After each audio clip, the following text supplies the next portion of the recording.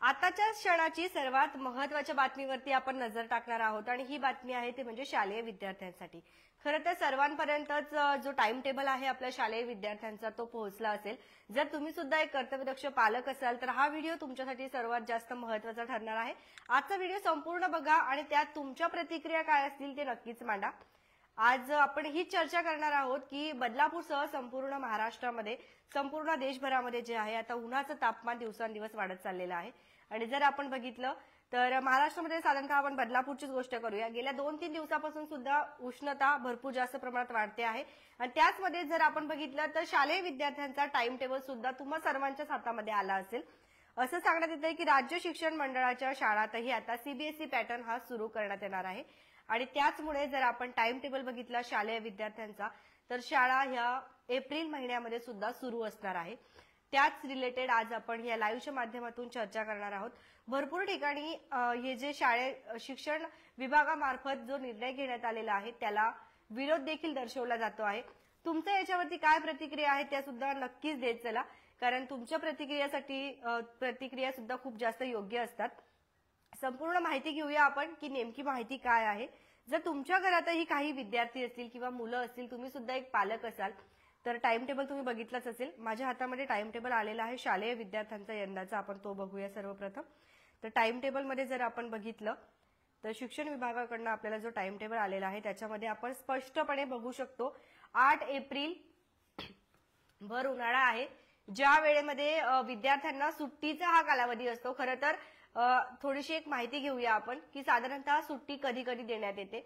जर आपण बघितलं तर तुम्हाला ही गोष्ट माहिती असेल, ऋतूनुसार जे आहे साधारणतः प्रत्येक देशांमध्ये किंवा विभागांमध्ये जे आहे सुट्टी जाहीर करण्यात येते। जसे की एखाद्या ठिकाणी जर बर्फ जास्त पडत असेल तर तो जो शहर आहे, तो जो भाग आहे, तो जो राज्य आहे त्या राज्यामध्ये त्या निगडीत जे आहे सुट्टी जाहीर करण्यात येते। जर एखाद्या ठिकाणी पाऊस जास्त होत असेल, अतिवृष्टी होत असेल तर त्या दृष्टिकोनाने विद्यार्थ्यांना सुट्टी जाहीर करण्यात येते। तसंच जर बघितलं तर महाराष्ट्रामध्ये सगळ्यात जास्त जे आहे विद्यार्थ्यांना जर सुट्ट्या दिल्या जात असतील तर ते आपण उन्हाळा लक्षात घेऊन या सुट्ट्या ज्या आहेत राखीव ठेवल्या जातात आणि त्याच सुट्ट्या आहेत म्हणजे आता एप्रिल महिना चालू झालेला आहे।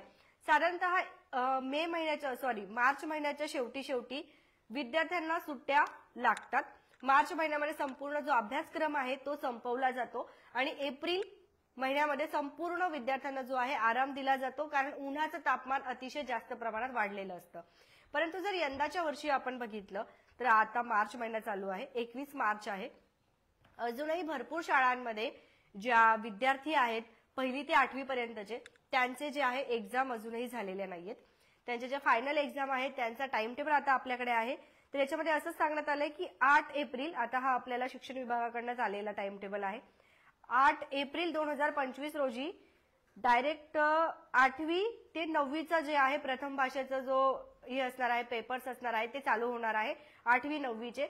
याच्यामध्ये सगळ्यात महत्त्वाची गोष्ट जर आपण लक्ष दिली तर जो वर्ग सगळ्यात लहान असतो, पहिलीचा वर्ग, त्यांच्या ज्या फायनल एक्झाम आहेत, फायनलचे पेपर्स आहेत त्याची तारीख जाहीर करण्यात आलेली आहे, ती म्हणजे 23 एप्रिल।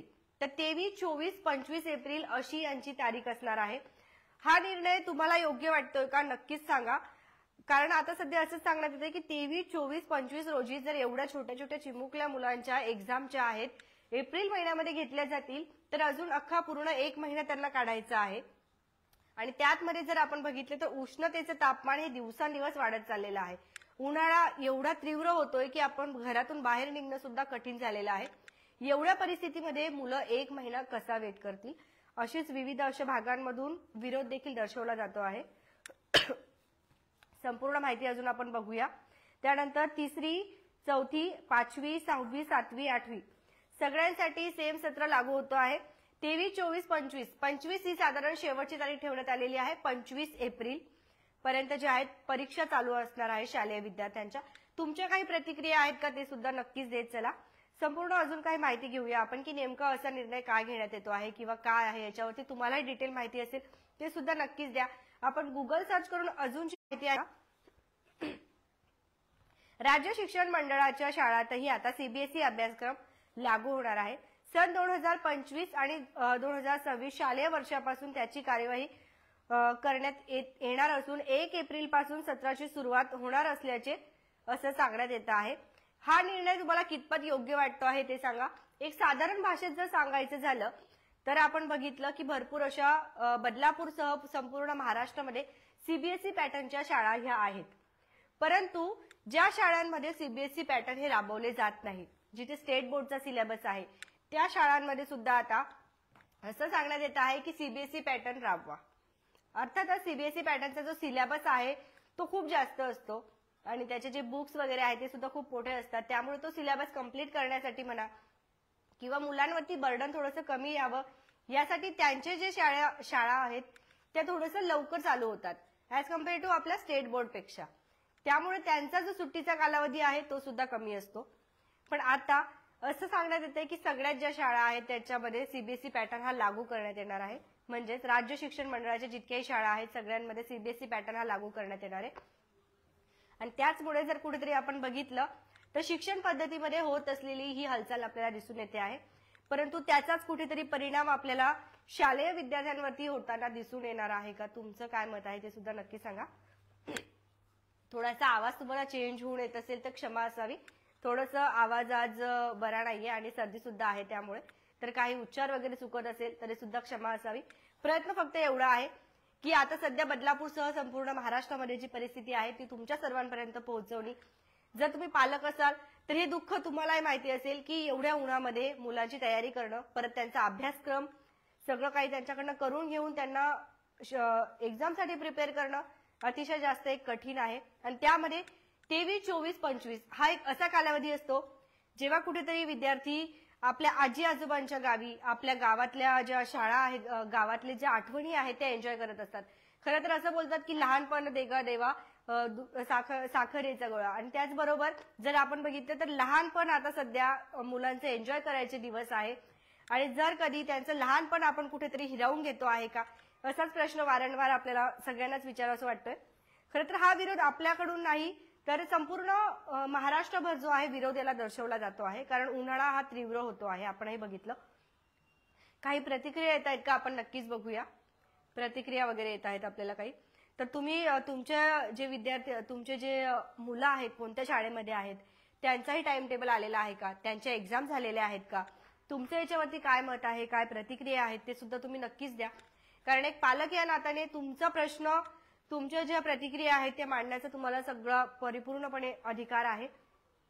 होऊ शकतं की आज आपल्या लाईव्हच्या माध्यमातून ज्या स्थानिक शाळा आहेत आपल्या, जिथे ज्यांचे टाइम टेबल 23, 24, 25 रोजी आलेले आहेत, तुमच्या प्रतिक्रियेद्वारे होऊ शकते की ते लवकर घेऊ शकतात जर सगळ्यांनीच एकत्र उठवून आवाज उठवला तर.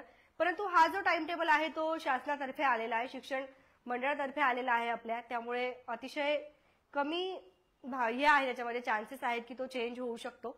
परंतु आता नाही तर भविष्यामध्ये तरी अशा पद्धतीचं काहीतरी योग्य निर्णय घेण्यात यावे अशीच आपण एक अपेक्षा करूया. थोडीशी अजून माहिती घेऊया आपण. नव्या राष्ट्रीय शिक्षण धोरणाशी सुसंगत असा अभ्यासक्रम 2024 मध्ये प्रसिद्ध झाला होता. परंतु जर तो आराखडा आपण आता लक्षात घेतला तर 2025 मध्ये सुद्धा असाच एक सुसज्ज अभ्यासक्रम आपल्याला लागू करायचा आहे.